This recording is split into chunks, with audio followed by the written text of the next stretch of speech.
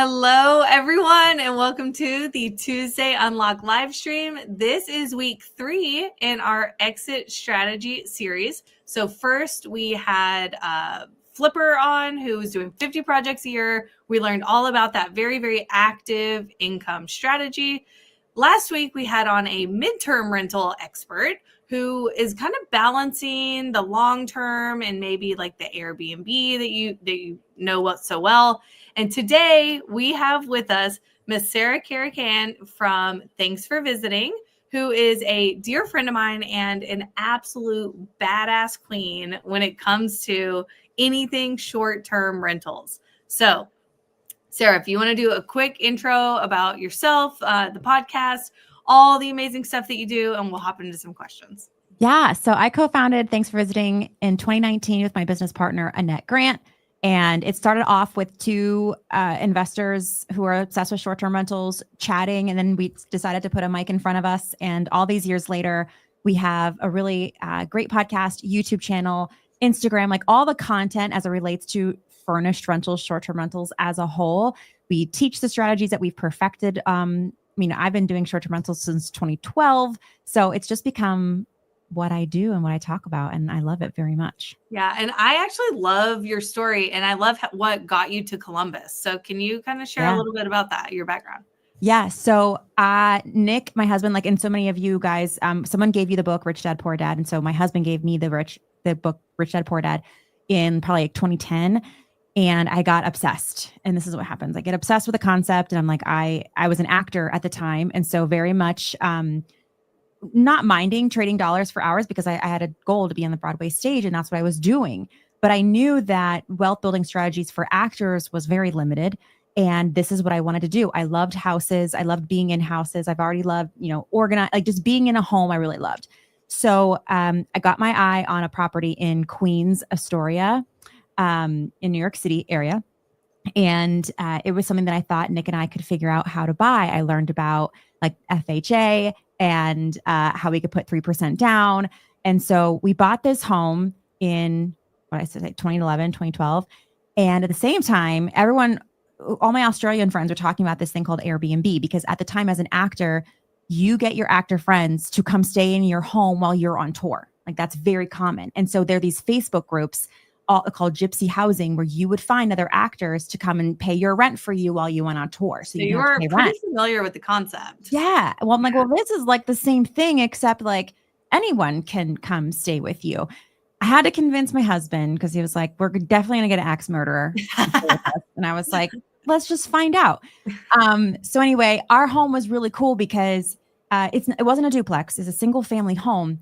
But when you look at it, if I'm looking at it from the sidewalk, there, you walk up steps to get to like the front door, and that took you to like the living room and the upstairs area. But then there was also steps that went downstairs, this basement area. And so we renovated it and we put it on Airbnb. All those no creepy old basement. Yeah. And we put a lockbox on the door and gave the guests a lockbox code. And by the time we were done, we had people from over 30 countries stay with us. They signed this little book of ours. And I was hooked. And so we wanted to buy more properties. I wanted to do more of this, but in New York City, there's a lot of red tape. And I didn't know it at the time, but we left in 2018. And so just 2 years later, COVID would hit and change everything. And so we sold that property. We bought it for $475,000 and we sold it as an operating short-term rental for $900,000. Baby. Yeah. In 2018. And then took that cash and brought it to a market where we could, get more for our dollar here in Columbus, Ohio. But of course, as soon as I moved here, we started talking about regulations in short-term rentals. And so I showed up to the city council meetings, and that's where I met Annette Grant, my business partner. And then here I am today. So the lesson here is that everyone should go to council meetings because you may meet your business bestie. You might. Or just get out there. We actually were talking about networking meetings, and I love networking with like a fourth wall. Like I like a computer screen. My business partner very much likes being with human beings and like going up to anyone and saying hi.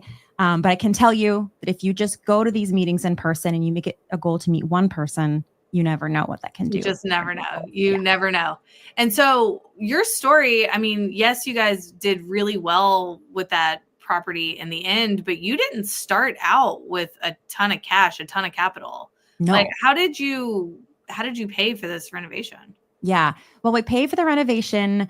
That's a good question, because I know we got the 3% down payment. We borrowed it from a family member and we paid them back.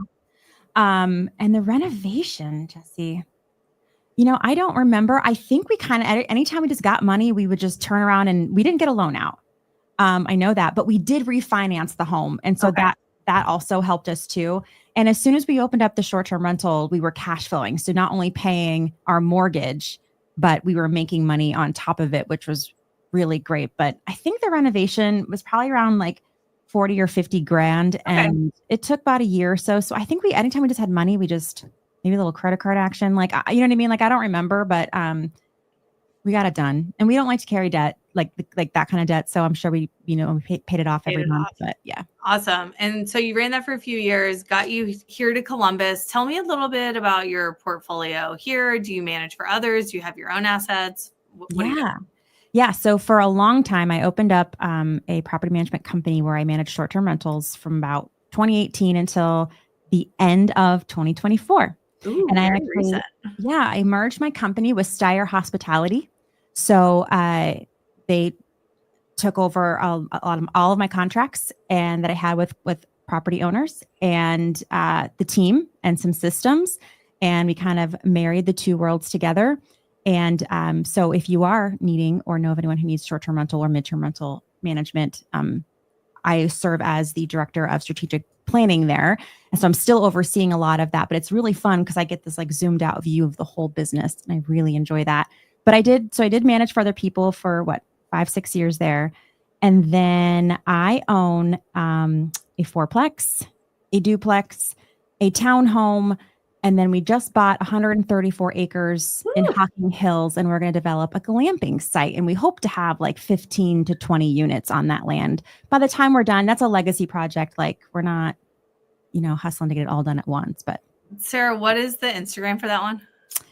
Rich Hollow Retreat. Rich Hollow Retreat. Y'all follow them on Instagram. I am watching like trees get cut down, them do like some shenanigans out there on the property. I'm still trying to get my invite to go out there and see what's going on. It's super, super fun. Really cool project. Yeah. So yeah, everyone, you're coming out, Jesse. We're definitely getting there. There's a road. I think we've been waiting for better weather. Yes. And we're almost there. So I'm going to be knocking at your door. Well, very cool. So tell me a little bit, I think everyone kind of has a general idea of what a short-term rental is, and maybe you've heard it as Airbnb. Like, what's the actual definition, and why do you prefer, like, what kind of gravitated you to this strategy? So what I consider to be a short-term rental is anything that is a stay that is less than 28 days. But obviously, if you want to take advantage of the short-term rental tax loop, you actually have to average out to 7 days or less. Over the course of a year. So depending on why you're getting short-term rentals, you might define it in one of those two ways. I like it because I grew up in the hospitality industry, Jesse. Like, I worked at restaurants and hotels. They're the easiest industries to work in when you're an actor because they let you come and go as you please. That makes sense. And I'm just pretty like smiley and friendly, and I'm a people pleaser. Like, I just love that part of it. I love taking someone's grumpy and like turning them around. I love operations, Jesse. So if you got a long-term rental, like, what is there to do? Not buy more. You go buy more. That's what you do. No, I just want to like work with the cleaners, and I love like how can I make more money without, because I only have 365 nights to sell, but how can I make more money on top of that with upsells? Like, I just love that whole component of it. And I know, but I would say I'm a weirdo, but I'm not, because I know doing what I do that there are so many people in this world that love that part of investing in real estate, because it's really for that hospitality business. And the real estate investing is kind of like, it is the overall strategy, but like how I use my, that wealth building strategy is through short-term rentals, because I just love the whole process. So if you guys are sitting here and you're like, I am hospitality minded, I'm sitting here knowing that I am not super hospitality minded, and I'm more kind of acquisitions minded. And I waited tables for a long time. So now I'm thinking, like, was I a bad server? Because I didn't care maybe as much as you did. So if someone's sitting here and they're like, that's me, I'm hospitality, I love like the flair, I love the design, what would be your best advice for someone kind of getting started? My best advice for someone to get started is very similar to probably what you give, Jesse, which is run the numbers. Because I do want to share that I don't know, I know this is like an exit strategy conversation, but short-term rentals is number one, not for the faint of heart. And it is not for someone who doesn't fully understand what makes it profitable. You know, it's there were for a while there from like 2020 to 2022, there were a lot of people out there trying to make it profitable with doing as little work as possible, hiring a bunch of VAs, and then, you know, they would tell you they'd be on a jet to like Hawaii doing nothing. Well, they're all closed down or they've been sued. So it's just, you can't get away with it for too long. Like, it is a very active way to leverage your real estate. And there is more revenue that comes in, which is great, but you've got to allocate it correctly. And you've got to know that to perform well in a market, you have to know who your competition is and what's going to set you apart, and make sure that the cost of acquiring that property and then setting it up and then operating it, you understand all those numbers. So it's not coming to you as a shock when, yes, you will have to replace your bed sheets eventually. And yes, you'll have to get new towels eventually, right? Like, there's wear and tear that you have to consider and budget for. And guests aren't going to wait for you to fix the dishwasher like a tenant might. Like, you know, it's hospitality. So you've got to be on top of it and kind of have a backup for your backup with everything. And if that doesn't excite you, then definitely would not consider it. Yeah, it may not be for you. Yeah. So, okay, that's great. And it kind of mirrors a little bit about what we were talking about last week with midterms is, you know, the reward could be greater, but there's also more of your own time involved and additional costs that we may not think of. So if you can maybe compare, I mean, I think it's pretty obvious from long-term where you're providing a vacant home and, you know, usually utilities aren't covered, anything. What's the difference really between like a midterm and a short term? Because I know that other than more turnover, like what are other things that we have to think of? For me, because when I managed short terms and midterm rentals, for me, it's the legality of when someone stays 28 days or more in our state, they become tenants. So to me, that difference is, well, I've got to get them leased up properly. I've got to have the correct background checks, the credit checks, all that stuff. Even if they're staying 3 or 4 months, I'm just the kind of investor and property manager who wants to make sure that I've got my I's dotted and my T's crossed. And with short-term rentals, you don't have to do that. You could do a light background check on someone to come stay with you, but if they're not staying for more than 28 days, I could say that you're trespassing and end your reservation and get you forcefully removed, like all those things. Not saying that's easy or fun, but I could do that. And it's a very different process than if they acquire a tenancy, you know, in the property. And so that's the difference. Right. Yeah. Okay. Interesting. And I haven't thought about it on the legality side. I was kind of thinking more of, you know, operationally. Yeah. Like, are we providing different amenities that short term you would need, or maybe not even need, but they just bring the most value, versus midterm, maybe you wouldn't need to think about. Yeah. So like, you know, when it comes to like consumables, for example, there are midterm rental hosts out there who want to offer startup shampoos, conditioners, soaps, maybe a couple dishwasher pods to get them going, a roll of toilet paper. I know other midterm rental hosts are like, no, literally, you get the dresser, the bed, you could bring your own sheets or you could not. Like, it really depends on what kind of operator you want to be with your midterm rental. Whereas with short term, that's all a given. Like, they should come with their own like clothes, but everything else from internet to shampoo, conditioner, multiple rolls of toilet paper, like that sort of thing. Like, think of a hotel stay. There is no front desk. So if they run out of something or they don't have something and now you got to bring it to them or they dock you on that review, that's what you're thinking about there. But, and also with short-term rentals, you could get away with maybe not having so much storage. So with midterm rentals, people are staying for a lot longer. They're bringing maybe more clothing, more changes of clothing. They might have a lot of these midterm rentals are people who are professionals and they are on the road as part of their job. So they've got like totes full of stuff. And they want somewhere to put it. Whereas your short-term rental guest is usually just bringing luggage and they're unpacking for a few nights. So you might not need to have all these dressers and things of that nature in your short-term rental. It's nice to have it, but you don't have to. Versus, I would definitely think you'd want some closets and hangers and all that kind of stuff. Maybe even like some basement access to like some extra storage for their totes, so things you're not going to use all the time. So yeah. Yeah, no, that's super interesting. And it's kind of making me think about, you need to know if you're going to do short or midterm when you're setting it up, right? Yeah. You like, are they super interchangeable? Can you go for a 6-month lease and then switch to kind of nightly? Or do you really need to know? You can. Like, there are actually, it's funny. You can, like, we have a high season here in Columbus where short-term rentals are like popping off from May until mid-December, and then it gets really slow. And so you could think like, okay, I can get a midtermer in there from like December until April to get me through the slow season, and I might do better revenue-wise. And I think it's easy to go from short-term to midterm, but it's a little tougher to go midterm to short-term, especially if you're not offering all those consumables and amenities and things like that. So it's not impossible. People do it, but you got to be thoughtful. But when it comes to when you're acquiring a property, with short-term rentals, like, location is a big part of why people buy it, and amenities. So I don't know, like hot tubs, pools, like things of that nature. Whereas a midterm rental, maybe it wouldn't work as a short-term rental, but you're right next to this giant hospital. There's nothing else around, but you're close to this like place where people come to work, or an Amazon warehouse. Like, I know right now, like, people who live in, Grove City, or I forget that there's another Johnstown or something. Not Johnstown's up. I don't know. There's these, because I don't go past downtown Columbus, but there are areas where there are a lot of projects happening, or warehouses, and people are coming to work or be contractors, and those midterm rentals do really well. So, but they may not do well as a short-term rental. So you got to kind of know what your purpose is up front, I think, to really optimize the use of that property. Okay. I love it. So it sounds like, if you're thinking short term, you would probably want to plan for a short term, and then could use a midterm strategy to maybe offset a slow season. Yeah. Okay. Super cool. So I had a question about seasonality.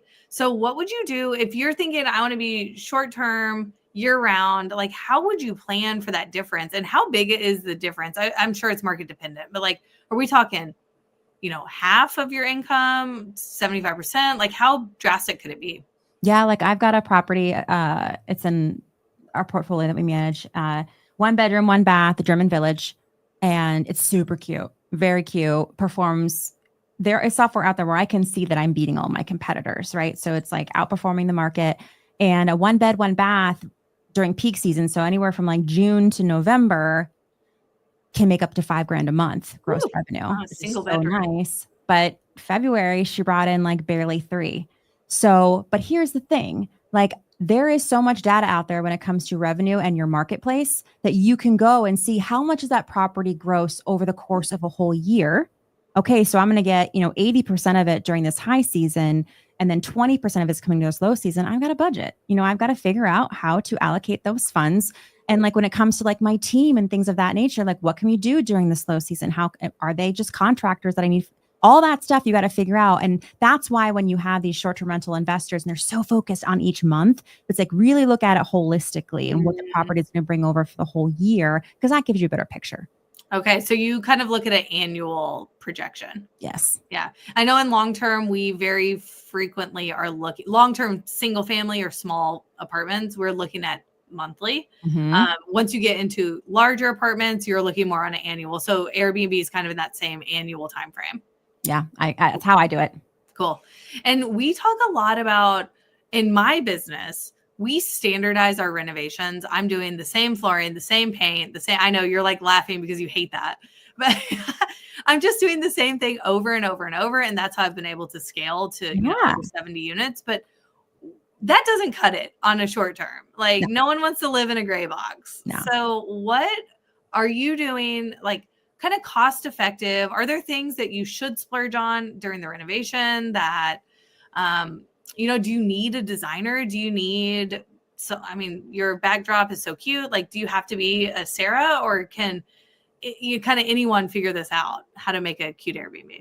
Yeah, here's the thing. Like, let's say you're hearing me talk and you're like, yeah, I love the operations too. I love training the cleaners. I love looking at like a budget, and like, I love optimizing strategies for operations, but the whole design aspect doesn't excite you. Well, guess what? There are a ton of people out there that can help you with the design, but just knowing that you have to allocate a part of, once you acquire the property, putting aside a decent amount of money towards designing it. Think of it as like you're designing a hotel, right? Like they put money towards the interior and creating a brand for itself. It's the same thing with short-term rentals. And not all short-term rental designers are the same. There's one company that I love a lot because they actually don't start with the design. They go into the market, look at your competitors. Who are we serving? Is it bachelorettes? Is it bachelors? Are they family members? Like, and how young are the children? Right. And then we can start to figure out, okay, then what do I need to put in the property? Right. Like, do I need king size beds in all the rooms and then get ready stations for the bachelorettes? Or do I need bunk beds with like a game room in the garage? So things that like and there's no parking. So actually I shouldn't leave the garage as the game room because people need to take all that stuff. You should really be thinking about right when you're analyzing the rest of the property deal. Right. And if you're not good at it, hire someone.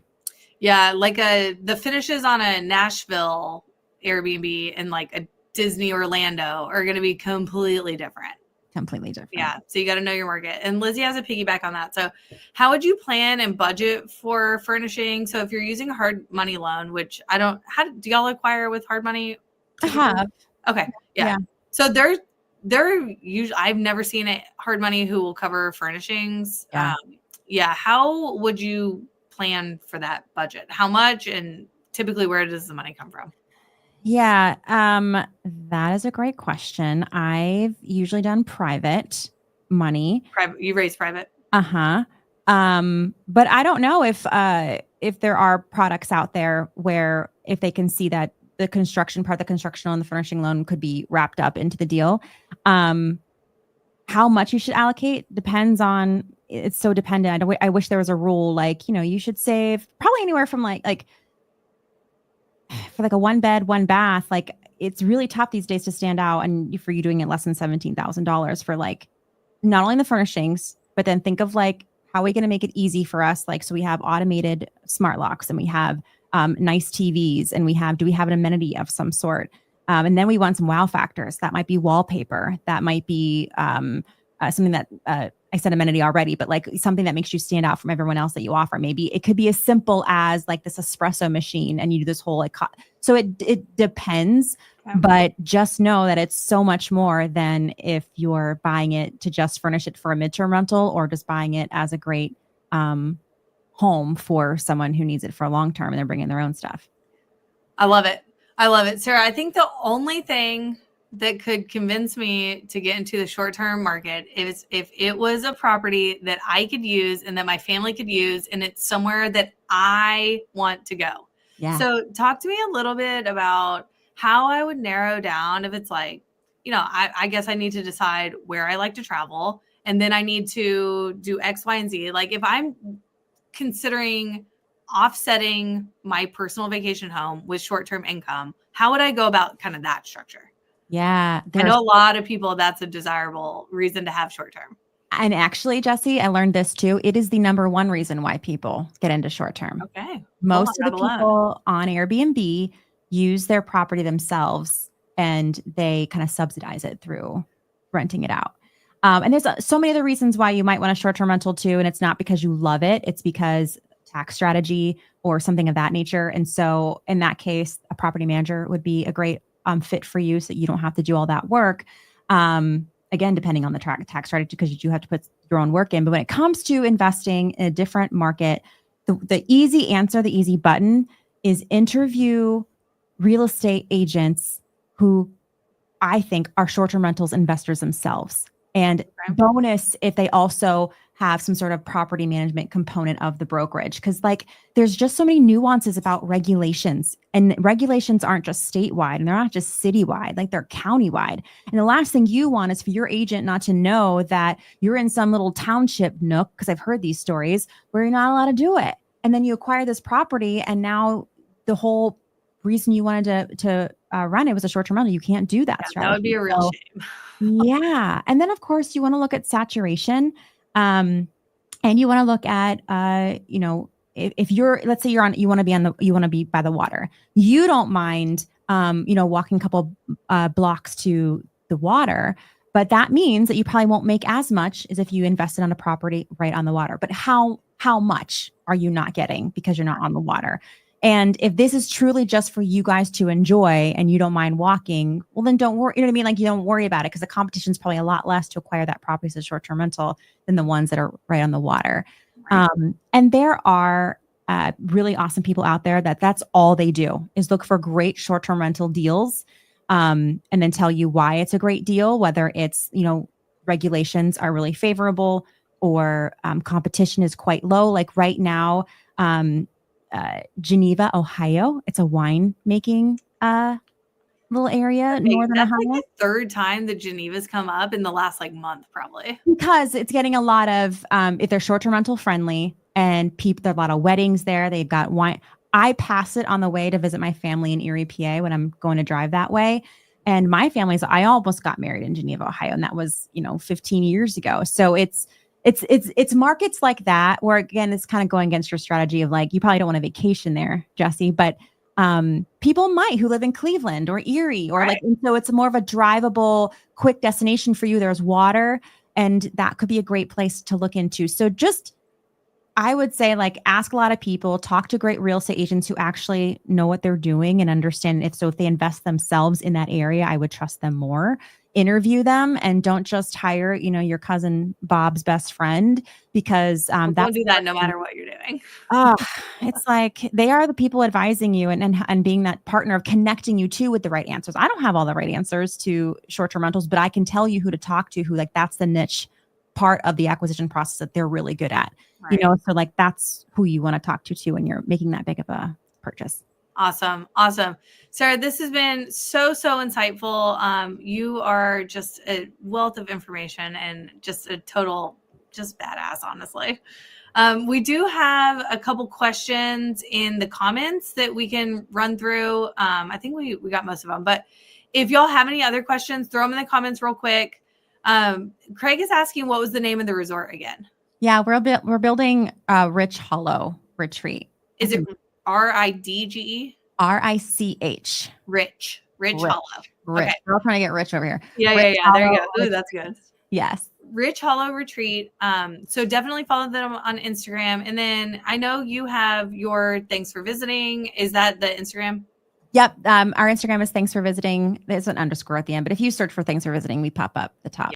Yeah. And what else do you have going on in your community in the next couple of months? Yeah. So if there are any short-term rental owner operators here, even if you have a property manager and you want to make sure they're doing a good job for you, we're doing a boot camp in May, and it's all about pricing your property for profit. You can't just set and forget your prices because, again, the whole point of a lot of people getting into short-term rentals, yes, is hospitality, but because it has a higher potential for revenue, but only if you know how to price your property correctly. So if you go to thanksforvisiting.com/bootcamp, we'll put you on the wait list. Tickets aren't on sale yet for those trainings, but they will be in April, and we'd love to have you.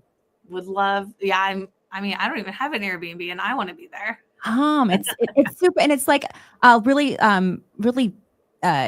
easy investment, anywhere from $20 to $30, something like that.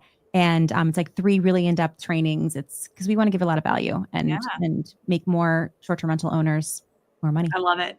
Well, you have some fans in the building. Amanda's here, says huge fan. Hi, Amanda. Love Amanda. So lots of love in the comments, y'all. Thank you so much. And thank you again, Sarah, for being here. If y'all have any further questions, y'all just put them right here in the chat. And, whether you're on Facebook, YouTube, Instagram, wherever you're watching, you can still comment and we'll try to get your questions answered. So thank you. And I will see you at Rich Hollow Retreat in the next couple months. That'd be so fun.